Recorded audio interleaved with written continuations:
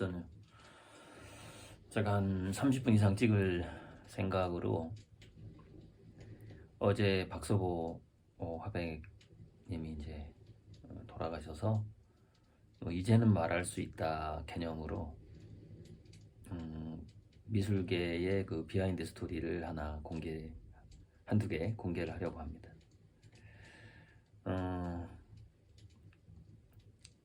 일단 공개하기 전에 두 가지, 이거는 이제 좀 가벼운 팔레트를 만들고 싶어서 스티로폼에다가 반찬 뚜껑으로 이렇게 손잡이를 만들고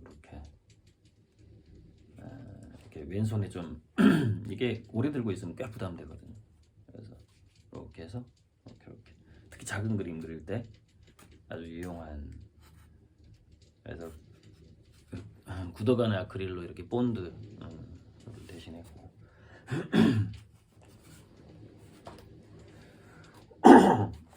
이 그림은 처음엔 은하사이2로 할까 하다가 이 그림은 그냥 초신성으로 가자, 그래서 초신성을 3개를 그리고 있거든요. 초신성으로 가자 하다가 그러면은 제목이 또 바뀌어야 되는데 뭘로 할까 하다가 여기 황금 피닉스 태양으로 하려고 그래요. 그러니까 초신성 괄호 열고 황금 피닉스 태양, 그러니까 황금 불사조 태양. 우리가 불사조 태양이 빨간 게 있잖아요. 이제 금색 불사조가 하나 등장을 하는 건데, 이거는 좀 홍염 자체를 너무 불사조인 게 너무 보여서 좀 어떻게 할지도, 불사조 모양이 아예 보여버리죠. 빛을 비추니까. 여기 머리 있잖아요. 머리, 눈이랑 눈동자도 있고.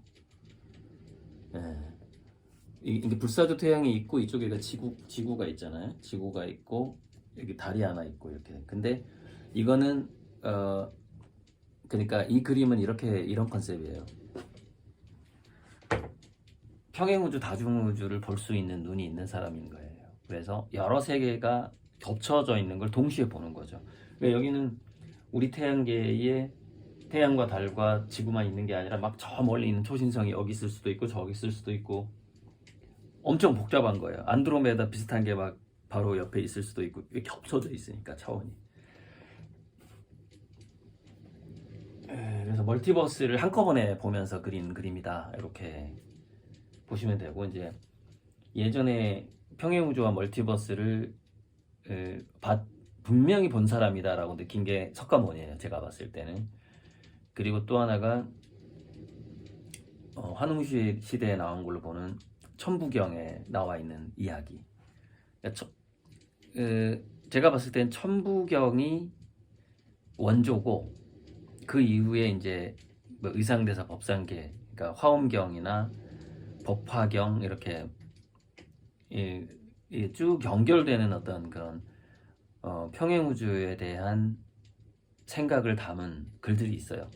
제가 지금 그 법화경이라든가 화엄경 법상계라든가 천부경을 다시 본 이유는, 이제 중용이란 책을 천명지휘성에서 1000명을 어떻게 해석할 것인가를 추적하다가 이거 천부경까지 다시 봐야 되겠다. 그래서 하늘천자 들어간 거하고 뭐 목숨명자 들어간 거, 그다음에 성이 들어간 거, 자성, 견성 뭐 이런 거, 유교적 성, 불교적 성, 그리고 삼일신고하고 천부경에서 이야기하는 성과 천명, 삼일신고까지. 이제 참전개경은 아직 안 들여다봤는데 한번 들여다볼 거고요. 그러니까 우리 전통 천부경, 삼일신고, 참전개경 이렇게 있어요. 그거 하고 그 다음에 불교 쪽에서 이 우주론을 다루는 거 하고, 유교 쪽에서 우주론을 다루는 게, 이제 우주를 잘 안 다루죠. 유교 쪽은 좀 인간사에 집중돼 있으니까. 그래서 다루는 게 그나마 중형이죠.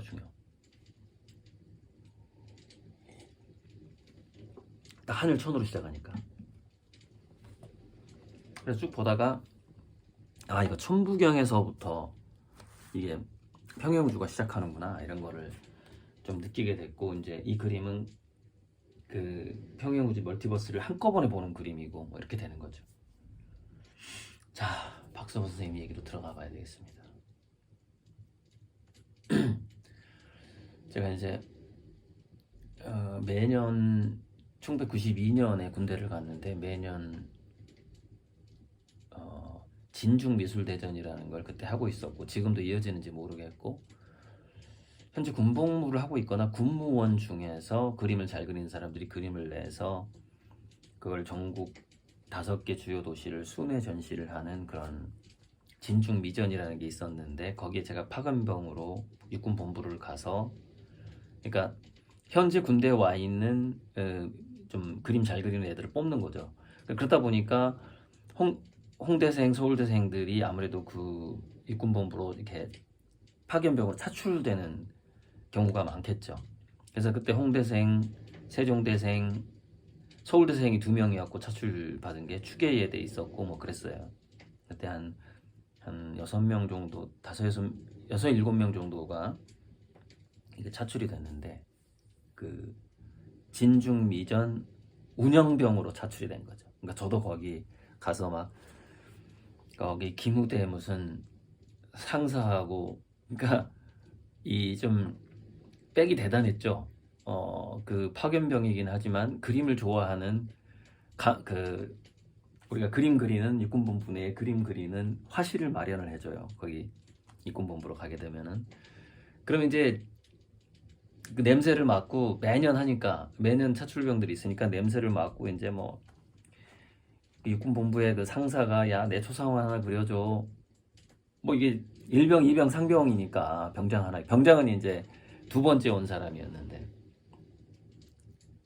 그러니까는 뭐 나도 그냥 누구야 기무대 상사 한 명이 6번의 원사가 그 자기 초상화 그려달라는 건 초상화는 이게 보통 내가 틈틈이 그릴 수 있는 게 아니다. 그래서 거절을 했고 하지만 혹시 내가 제대하고 나서 그려줄 줄 모르겠다 이러면서 조그만 사진 하나 받아놓은 게 있었는데 그 말이 안 되는 거고 그거는. 그런데 이제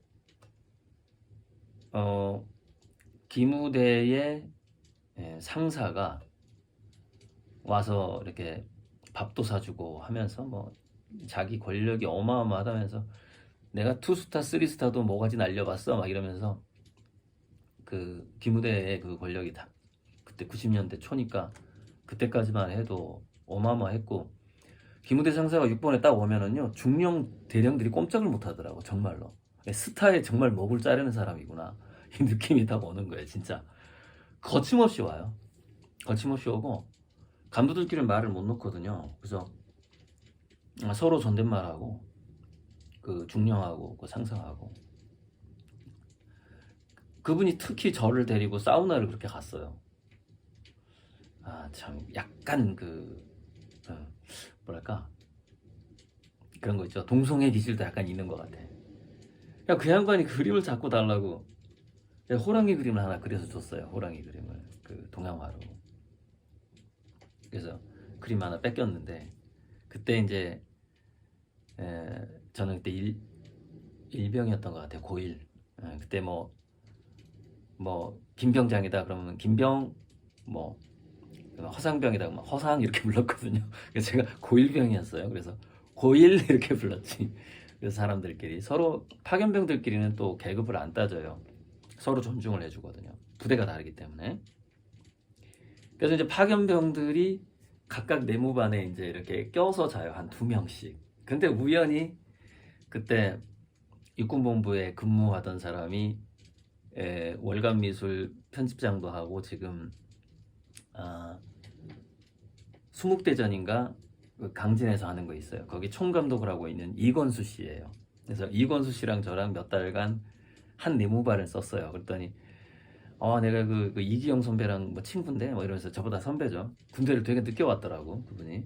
대학원까지 다 졸업하고 박사학위 따고 왔는지 어쨌는지. 그리고 나서 이제 그 자기는 이제 미술 평론가의 길을 가고 지금 이렇게 파마머리 해가지고 지금도 활동 중이긴 해요.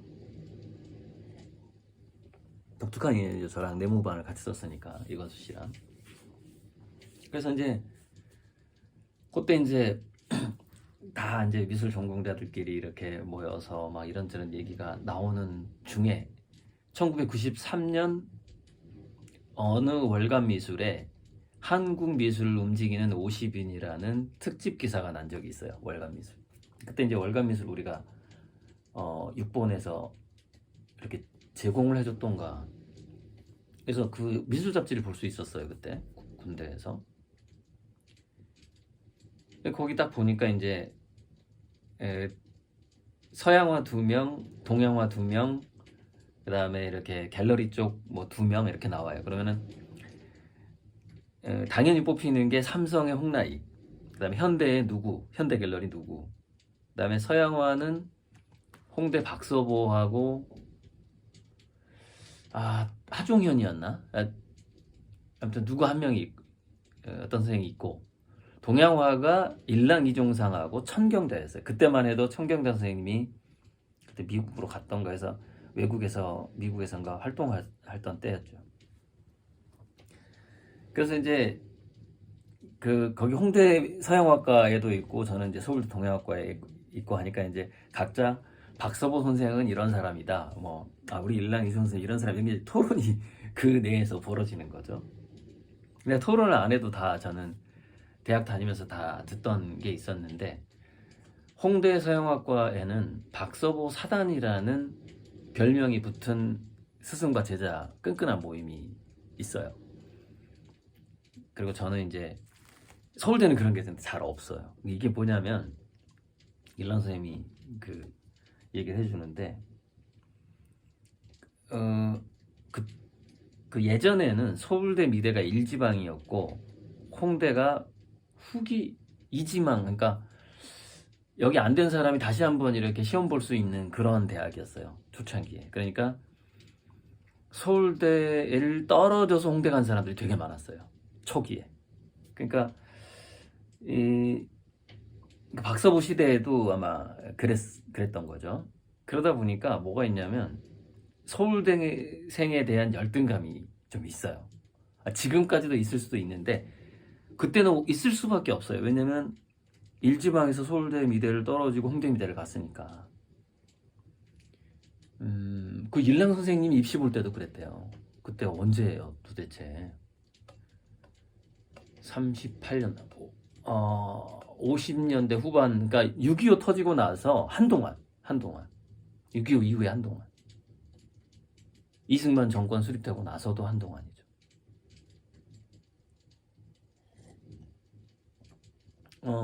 그러다 보니 어떤 현상이 있었느냐, 제가 종합적으로 말씀드리는 거예요. 홍대생들끼리 똘똘 뭉쳐서 서울대를 경계하는 흐름이 만들어졌어요. 그게 이제 뭐랄까 그 석성이 있어요. 그런 게. 근데 이제 서울대 미대 쪽은 자기들끼리 경쟁이, 이제 자기들은 뭐 이제 다른 대학은 쳐다보지도 않죠.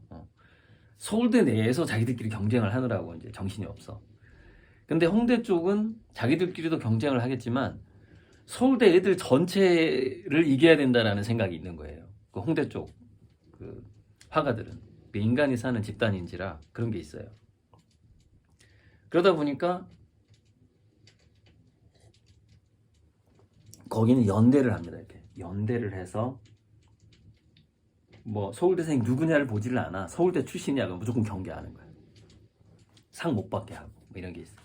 그러니까 저도 그 피해자 중에 하나인데, 피해를 볼 뻔했던, 결국 제가 대상을 받았지만 홍대 출신 교수들의 반대가 어마어마하게 심했어요. 제가 상을 받을 때. 그러다 보니까 어떤 현상이 벌어졌느냐. 자, 우리나라 전체 미대 교수의 분포를 보면, 이거 전에 얘기한 적이 있는데, 예를 들자면 40%가 서울대 출신, 40%가 홍대 출신, 20%가 타대 출신, 뭐 이 정도. 그다음에 외국계, 이렇게 미대 교수가 이렇게 분포가 돼 있어요. 그래서 그 중에 중앙대학교 출신도 좀 꽤 있고 그래요. 그래서 중앙대가 예전에 서라벌 예대라 그래가지고 서울대, 홍대, 중앙대가 미대에서 되게 알아주는 이제 그런 대학이었는데, 이제 지금은 이제 다 그런 게 깨졌는데 어떤 박서보 선생님이 돌아가셨기 때문에 이제 한번 이런 얘기를 미술계 비하인드 스토리를 한번 내가 역사적으로 남겨볼 필요가 있겠다. 그래서 지금 찍는 거예요. 그래서 오죽했으면 박서보 사단이라 그랬겠어요. 그렇게 제자들을 키워주는 거예요. 자기 제자들을. 박서보 선생님이.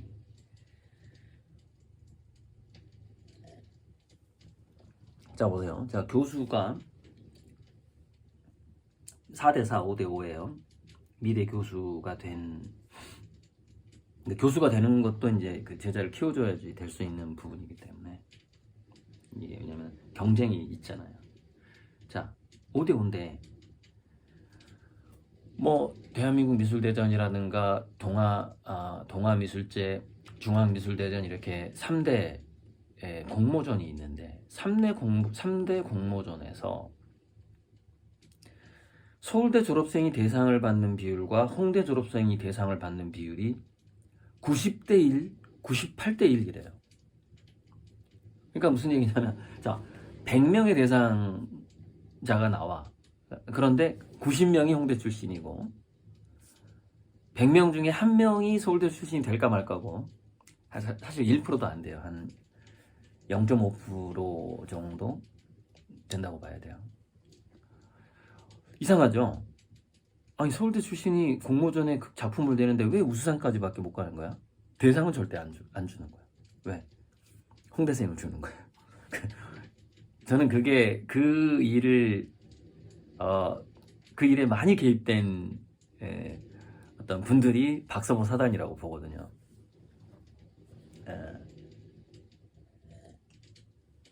그래서 공모전이라는 게 그래서 골고루 이렇게 뽑아. 골고루 심사위원도 뽑고 운영위원장도 뽑고 그래. 이 신문사에서는. 그런데 뭐 서울대 교수 1명 구색 맞추고 중대 교수 1명 이렇게 하고 뭐 이대 교수 나머지는 홍대 교수들이 주로 운영위원장하고 심사위원장을 많이 해. 그러다 보니 사실 공모전에서 우수상과 대상은 천지 차이라고 선생님도 저한테 얘기하신 바가 있는데 우수상은 이게 크게 임팩트가 없어요. 대상을 받아야 돼. 대상을. 최우수상이나 대상을 받아야 되는데 그러니까 홍대가 거의 차지를 하는 거죠. 구조 자체가 판 자체가 자 일단은 미대 입학생이 홍대가 8배가 더 많아요. 인원이 인해 전술로 당할 수가 없어요. 곳곳에 홍대 출신 뭐 신문 기자는 또 얼마나 많겠어요. 인원이 일단 8배를 뽑으니까 입학 정원이. 그래서 그 홍대 출신들의 서울대 경계 전략이라는 것은 너무나 철저했다. 그게 이제 다 미술계 아는 사람 다 아는 스토리죠.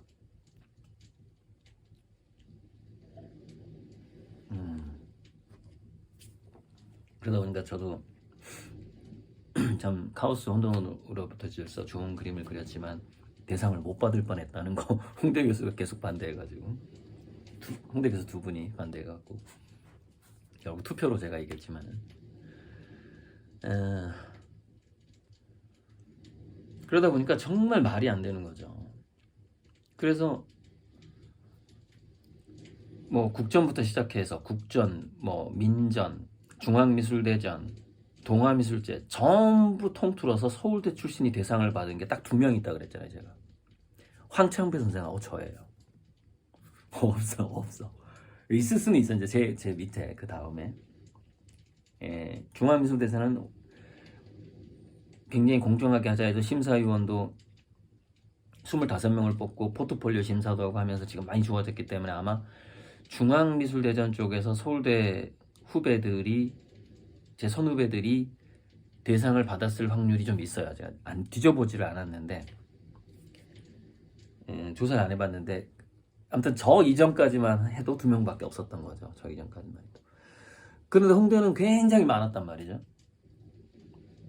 그렇게 이제 자기 제자들 키우기를 주로 공모전에서 주로 이제 그 홍대에 의해서 그런 일들이 벌어져 왔습니다. 서울대는 그런 연대 자체를 하질 않기 때문에 그런 그 어떤 서로 신호를 주고받을 수 있는 그런 어떤 분위기 자체가 안 돼요. 자기들끼리 경쟁하느라 바쁘니까.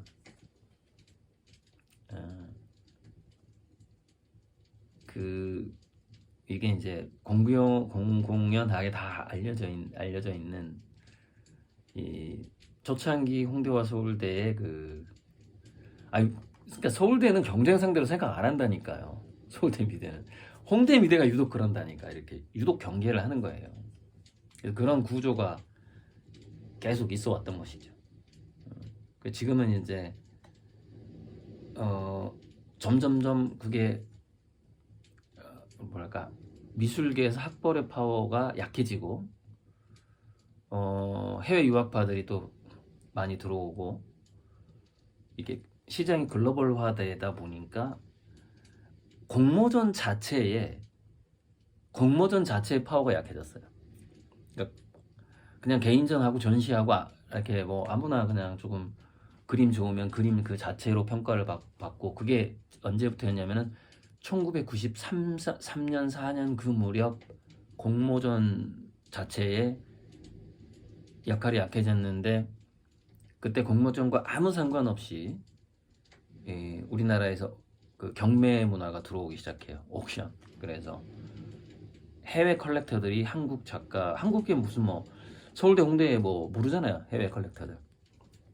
그냥 그림만 보는 거지.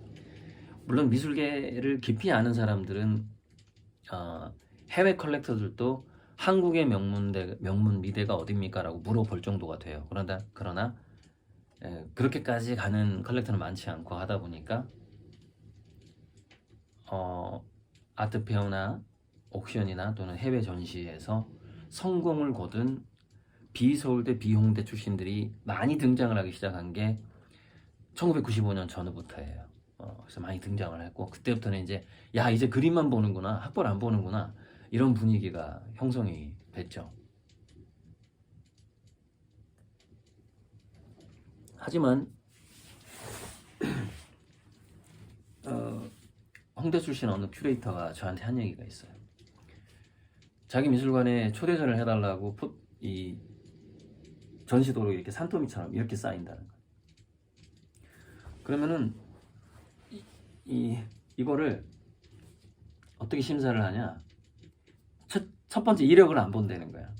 그래서 자 만약에 도록 어디 갔어?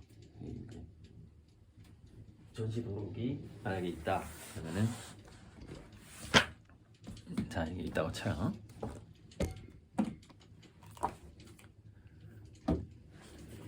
그러면 이렇게 딱 있어. 그러면 보통 이력이라는 건 한 2페이지 넘겨야 나오잖아요. 이렇게 이력이라는 건 처음에는 안 나온단 말이에요. 작가 이름만 나와. 그러면 이렇게 쌓여있는 그 전시 도록에서 이렇게 안 되는 거야. 아무데나 이렇게 딱 펼쳐본대. 아무데나 펼치면 그림 나올 거 아닙니까? 이렇게 1초도 안 걸리겠죠. 이게 내 마음에 드는지 안 드는지 큐레이터 수준에서 그죠? 1초도 안 걸리겠죠.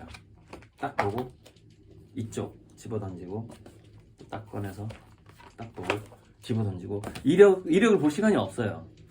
그러니까 굉장히 그 초대전을 많이 하는 미술관의 큐레이터는 굉장히 미술계에서 권력이 세죠. 그래서 그 미술관에서 전시 한번 하면은 레퍼런스라고 그러죠. 내 그 탄탄한 이력이 생기니까. 그래서 막 집어던진대. 집어던져. 그래서 요만한 거를 이제 한 요만큼 압축을 한다는 거야. 이게 다 이제 그 재활용 쓰레기로 다 버린대요. 다 버리고. 그럼 이제 요만큼 남았어. 요만큼 쌓였던 게 한 요만큼 남은 거예요. 그때 이력을 본다는 거야. 그때 이제 이력을 딱 보면은 80%가 서울대 홍대라는 거예요. 자기가 그림만 보고 골랐는데 80%가 그 추려진 것 중에 80%가 서울대 홍대. 대략 어떻게 반반 정도 그렇게 나오는 거예요. 반반 정도 나온다라는 것은요. 그만큼 서울대 미대 애들이 그림을 잘 그린다는 것을 뜻하는 거예요. 왜요? 정원이 8배니까 홍대가 1대 8인데 4대 4가 됐잖아요. 그러면은 몇 배 더 이렇게 컬렉팅 된다고 봐야 될 수 있잖아요. 4배 정도가 파워가 세다 이렇게 봐야 되죠. 동등하게 오니까. 그러니까 이런 현상은 굉장히 많아요. 이렇게 초대전을 할 때. 근데 그게 유독 이제 공모전에서만 98대 1이 왜 되냐면 그게 이제 홍대 그 사단이 있었기 때문에 이제 그렇게 된 거죠.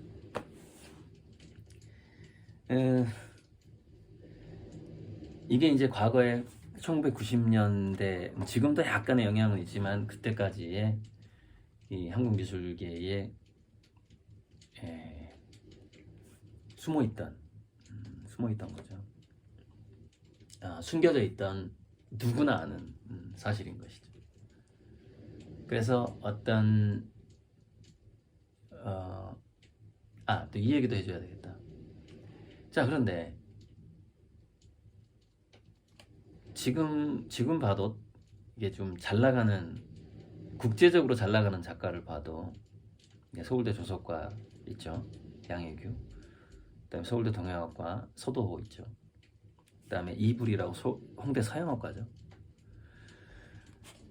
그래서 그 맥이라는 게 있는데, 그 좋은 스승의 맥이라는 게 있는데, 홍대는 서양학과로 맥이 갑니다. 그 박서보 선생님 맥이에요. 서울대는 그 좋은 어떤 그 맥이라는 게 있는데, 산정 서세혁 선생, 일랑 이종상 요렇게 맥이 동양학과 쪽으로 옵니다. 근데 그때 서울대에서 1980년대 초에 무슨 일이 있었냐면, 그때만 해도 약간 미술에서 사대주의 같은 게 있어서 유화, 그릴과 서양화의 인기가 대단해지는 때였어요. 그러니까 시장에서는 동양화가 많이 팔렸지만 미대 지망생들 사이에서는 대세가 서양화다, 이런 게 있었던 거죠. 그러다 보니까 1980년대 초반까지 서울대가 어떻게 동서양학과를 전공을 나눴느냐면 2학년 1학기 때 회화과로 다 뽑아요. 회화과로 뽑은 다음에 2학년 2학기 때인가 이 주요 전공을 이렇게 나눠요. 나누는데 90% 이상이 서양화 전공을 하겠다는 거야. 서울대에서 있었던 일이에요. 그러다 보니까 그 서울대는 국립대다 보니까 그 전통 회화과를 폐지할 수가 없어요.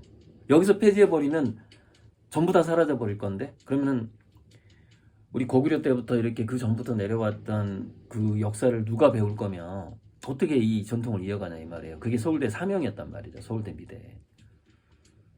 그래서 이제 그때 황창배 선생님이 동양화 전공으로 이제 넘어갔는데, 황창배 선생님은 약간 그 대단한 그 서예가의 그 사위이기도 하고 그렇잖아요. 그때 황창배 선생님이 서양학과를 안 가고 동양학과로 올 때 일랑 선생님이 그렇게 설득을 했다는 거예요. 그러니까 일랑 선생님도 서양화를 할 수 있었지만 산정 서세혁 선생이, 그러니까 이제 그 전략이 있어. 뭐냐면은 그 교수들이 딱 봐서 이 학생 중에 제일 뛰어난 놈만 공략을 해요. 제가 동양학과로 와야 돼, 제가 서양학과로 넘어가면 절대 안 돼, 그러면서 조교들하고 후배 교수들한테 이제 공격에 들어가는 거예요. 그래서 일란 선생님 원래 이제 좀 고구려 벽화 이런 우리 전통을 좋아하셨던 분이니까 큰 설득은 필요 없었을 것 같아요. 전공을 선택할 때. 그러니까 그때만 해도 이렇게 회화과로 들어갈 때였으니까. 그런데 황창배 선생님이 전공을 정할 무렵에 이제 거센 서양화 열풍이 불어서 다들 서양화 전공하겠다고 하고 동양화 전공하겠다는 사람 거의 없는 상황이 된 거죠. 그래서 그때부터 이제 일란 선생님 특명을 받고 1학년 수업, 2학년 1학기 수업 들어가서 왜 우리가 동양화를 전공해야 되고 한국의 전통이 어쩌고 저쩌고 우리 고구려의 문화가 막 이렇게 얘기하면서 이제 특히 이제 좀 뛰어난 제자들은 따로 1대1로 만나서 이렇게 밥을 먹으면서, 야, 너가 우리 동양화 전공을 해야지 하면서 이렇게 설득하는 시간을 가졌다는 거예요. 일란 선생님한테 직접 들은 얘기예요, 제가. 그래서 황청배 선생님이 이제 이쪽으로 가고 또 그 이후에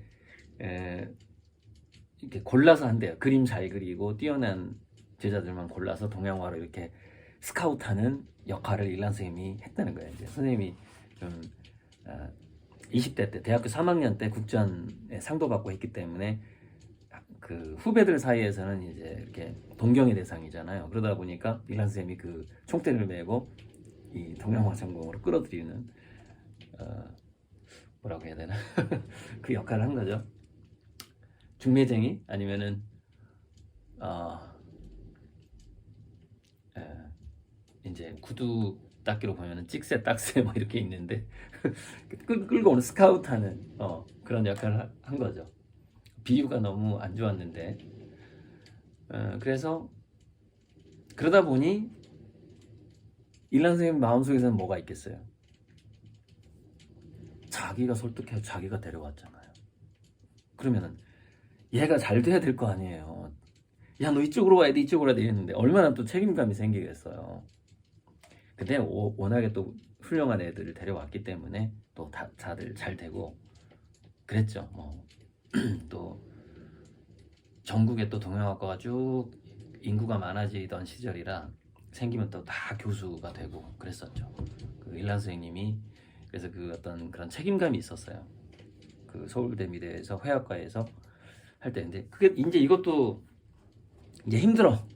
너무 힘들어. 이제 산정수석 선생님이랑 일란 선생님이랑 거기 이제 교수님들이 모여서 이제 산정수석 선생님이 미대 학장을 할 때 와 이거 회화과로 20명 뽑아가지고 만약에 회화과로 한 30명을 뽑았다. 그러면 이거 동양화 선택한다는 애들이 2-3명밖에 안 되는데 겨우겨우 이렇게 설득해가지고 5명이고 15명은 서양화 전공을 한다고 하니 너무 힘든 거죠. 힘들어서 1984년부터 동서양화과를 인원을 19명, 25명이었나? 동양화 19명, 서양화 24명 이렇게 해가지고 정원을 다시 정해요. 미대 입학 정원을. 그래서 1984학번부터 아마 서울대 미대가 이제 이게 달라져요. 회화과에서 동양학과 서양학과로 바뀌어요. 그래서 그러다 보니까 그때 서양학과 지망생들은 이 점수도 높고 학력고사 뭐 이런 점수도 높고 그림도 더 잘 그리는 애들이 많았고 동양화 지망생들은 점수도 더 낮고 그림 실력도 없지만 그래서 경쟁률이 여기가 확 떨어진 거죠. 그때 84년부터 그래서 좀 합격하기가 수월했죠. 그때 우리 고한석 삼촌이 서울대 동양학과를 합격을 하게 된 겁니다. 84년도에. 만약에 회화과로 뽑았으면 떨어졌을 수도 있어요. 그때 중앙대학교 미대를 다니고 있었어요, 삼촌이. 근데 그 중앙대 미대를 자퇴하고 서울대 동양학과로 다시 들어간 거죠. 그래서 삼촌이 중앙대 미대 1학년 때, 중대 미대 동양학과 1학년 때 김선도 선생이 3학년이었다고 하더라고요. 현재 중대 교수하고 있는. 그래서 자퇴하고 다시 서울대를 받고 그때 우리 고모하고 고모부가 학원비를 대주고 하면서 학원비라기보다는 숙박 그다음에 뭐 차비 용돈 미술학원비는 이제 삼촌이 병원 청소하고 미술학원 청소하면서 이렇게 무료로 다니고 서울미술학원 그러다가 또 열심히 하니까 또 서울미술학원에 교사가 되고 그랬었죠. 강사가 되고. 저도 압구정동 그 화실에서 새키 선생을 했잖아요. 그래서 대학교 합격하자마자 제가 대생 그 강사를 했잖아요. 근데 그 화실 출신의 그 미술학원 출신의 합격생을 다시 강사로 그 학원에서 끌어들인다는 거는 뭐예요? 뭔가를 잘한다는 거예요. 그 학원에서 이미 검증을 받았다라는 것이죠. 그래서 그 이후로 저도 16년 동안 미술학원 강사 생활을 했었죠.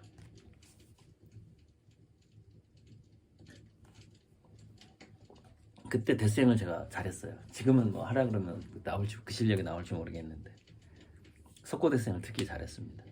예. 그때부터 이미 그 형태를 잡을 때 이 점과 점, 삼각형을 보면은 형태가 정확하구나. 그때 제가 입시생 때 누가 가르쳐주지도 않았는데 제가 이 형상을 보는 방법을 터득했어요. 그 책에서 본 게 아니에요. 제가 터득한 거예요. 그게 제가 몽당연필에서 이렇게 가르쳤던 게, 수직 수평이 중요하고 세 개의 점을 찍어서 삼각형의 모양을 보면 형태가 정확해지는구나, 이걸 알게 된 거죠. 그래서 제가 깨달은 거예요. 그래서 그때 학원 선생님도 그랬어요. 저한테, 야, 너는 이상하게 잘 그리네. 자기가 가르쳐주지 않았는데 잘 그리니까. 근데 제가 스스로 터득한 거예요, 그게. 그래서 이제 새끼 강사까지 하고 그랬는데,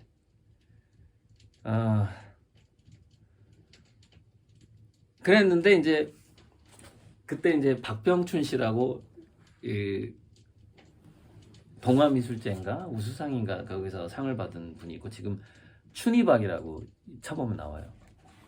제가 이제 그 중앙에서 대상을 받고 우연히 전시장을 돌아다니다가 그때 쌈지라는 회사의 그 천호선인가 그분이 박병춘 씨의 후원자였어요. 그러니까 전시 비용하고 도록비 이런 걸 대주는 후원자였죠. 그게 참 부러웠어요, 저는. 그래서 이제 그 전시장에 가다 보면 이제 서울대, 홍대 교를, 특히 동양학과 출신들은 또 이제 그 당시에 의리였잖아요. 예를 들자면은 홍대 서양화에 비해서 홍대 동양화과 출신들이 또 거기서 약간 그 차별을 느끼는 그런 상태였고, 우리도 서양학과 애들은 공부 잘했던 애들이 좀 들어가고 동양학과 애들은 그래도 좀 그림 못 그리는 애들 참 많긴 했어요.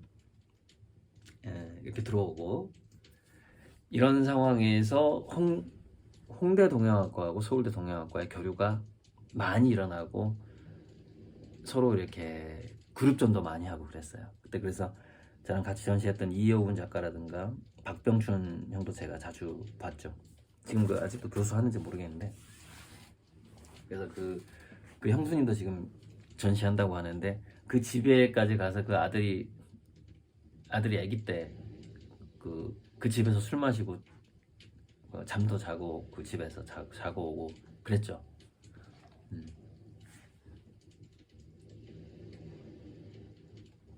그 박병춘 작가의 최근 인터뷰 유튜브에 올라간 게 있는데, 뭐라고 그러냐면, 자기도 홍대 동양학과 들어가서 그런 걸 많이 느꼈다는 거죠. 왜냐면 서양화는 박사보사단이 있고 막 교수들이 작가를 엄청 키워주고, 근데 동양화는 약간 소외되어 있었고 홍대에서. 그래서 에이씨, 서양화 갈 걸 그랬나 이런 생각을 했다는 거야. 처음에. 그러다가 해외 전시를 자기가 하게 되면서 깨달았대. 자기가 굉장히 개성 있는 그림을 그리고 있다라는 걸 깨닫는 거예요. 해외 전시를 하다 보면 이 한지에다가 먹을 다루는 해외 작가는 없으니까. 그래서 그때 자기도 왔다 갔다 했대. 내가 동양화 전공을 참 잘했구나, 해외 전시를 시작하면서. 그러다가 또 그때, 그러니까 이 고민을 보통 저는 안 했을 거예요. 저는 대안이 없이 동양학과를 갈 수밖에 없었어요. 무료로 학원을 다녀야 했고, 그 전공을 가르쳐 줄 수 있는 사람이 삼촌밖에 없었으니까 대안이 없었어요. 하지만 박병춘 씨는 그 고민을 했겠죠. 서양화과를 갈까 동양학과를 갈까 그랬겠죠. 다 예고 다니던 애들이 다 그렇죠. 뭐 선화예고, 서울예고 특히 이리 갈까 저리 갈까. 물론 점수에 의해서 많이 선택하기도 하지만 뭔가 소신을 갖고 오는 사람들도 있단 말이죠. 그러다가 이제 최근에 이제 결론은 한국인이 서양화 전공을 한다라는 것 자체가, 만약에 조소다 그러면은 뭐 세계 공통이니까, 설치미술이다 세계 공통. 근데 한국인이 서양화과를 나온다라는 것의 그 불리함을 자기는 이제 몇십 년 동안 확실히 알겠다는 거예요. 그래서 자기가 동양화를 전공한 거 정말 다행이다 이 생각을 한다라는 게 최근 인터뷰가 있어요, 그 유튜브에. 아마 허세미술관에 있을 것 같아요. 허세미술관 박병춘 치면은 춘이박 하면은 제가 이제 이 링크를 달아드릴 수도 있고 안 달 수도 있어요. 그런 생각이 들어요. 그래서 제가 전에 영상 찍으면서 이 태양을 그릴 때 이게 난초처럼 그린다 이런 얘기 했었죠. 난초에 선이 여기 들어가 있다. 그러듯이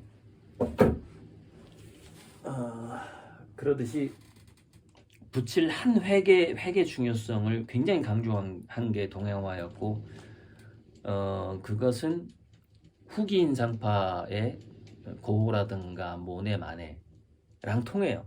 그 붓질도 굉장히 중요시 여겼기 때문에. 아니면 그 야수파 검정색 선을 썼던 그러니까 세잔이나 브라크 뭐 고호, 모네, 마네 이런 사람들의 그림이 동양화 기법이 들어간 거고 그 사람들은 일본화를 배우고 일본 민화인가 그거에서 그런 힌트를 많이 얻었죠.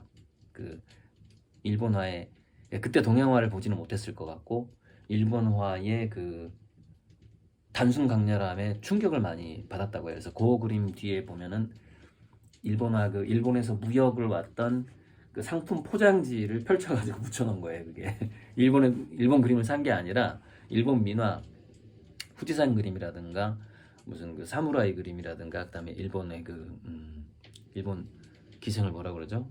그런 그림을 이렇게 붙여놓은 거죠. 종이를 펴가지고 그게 그래서 굉장히 유행을 했었어요. 그 무역 때문에. 그렇게 일본화가 인상파 그림에 영향을 많이 줬습니다. 주역이 서양의 이진법에 영향을 준 거랑 비슷한 거죠.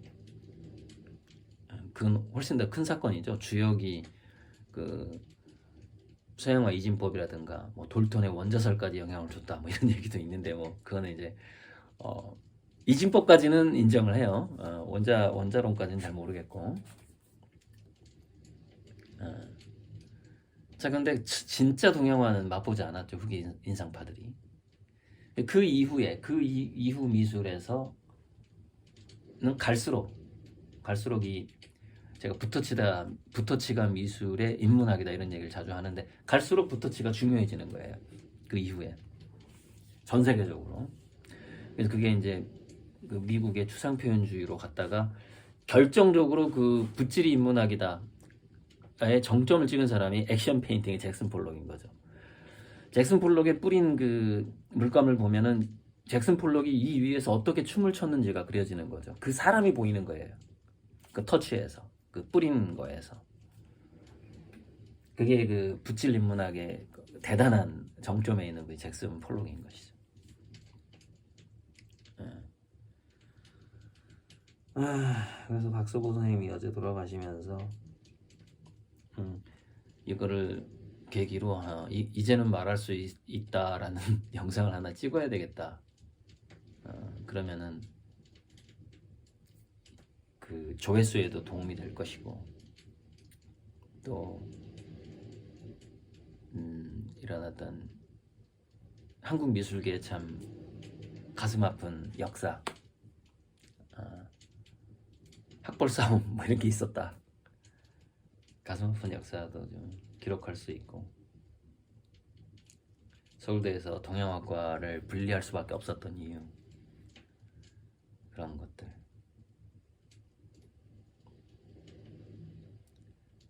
다 거의 얘기한 것 같은데요. 나머지는 또 생각나면 하겠습니다. 이 얘기 영상하고 또 올리는 것도 약간 짐 빠지는 일이라서 그림에 살짝은 방해가 되거든요. 그래서 제가 영상 업로드가 조금씩 줄어들 수는 있어요. 그거는 이해를 해주세요. 왜냐면은 이 에너지가 분산되긴 해요. 분산되긴 하니까 좀 뜨문뜨문 올라가더라도 이해를 해주시죠. 야, 써니.